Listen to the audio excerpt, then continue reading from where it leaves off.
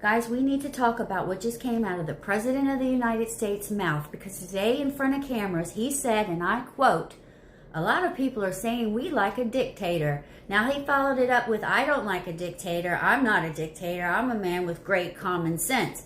But pause. Why is the President of the United States even putting that word into the conversation? Why is he normalizing the language of dictatorship while standing there mocking an American governor, telling him to go to the gym?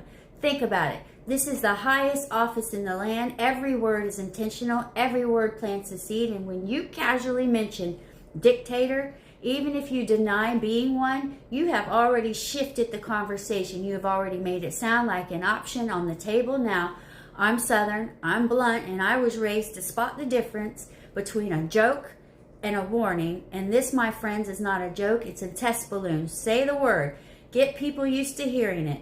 Watch who cheers, who laughs, and who looks the other way. And that is how authoritarianism creeps in. Not with a bang, but with a wink and a one-liner. And here's the thing. We've been warned before. History tells us what happens when leaders flirt with strong man language. It starts with, maybe people like it, and it ends with, we deserve it. And that's how freedom is lost, not overnight, but inch by inch, while people are distracted, tired, or too beaten down to argue back. I keep a constitution with me at all times because I know how fragile this document is when power-hungry people push the line. The Constitution was written as a guardrail against exactly this kind of thinking. Presidents don't get to act as kings, dictators, or emperors. That's not what we are supposed to be. So here's my question. Why are we even here? Why is the word dictator floating in the American conversation again in 2025? We should be talking about jobs,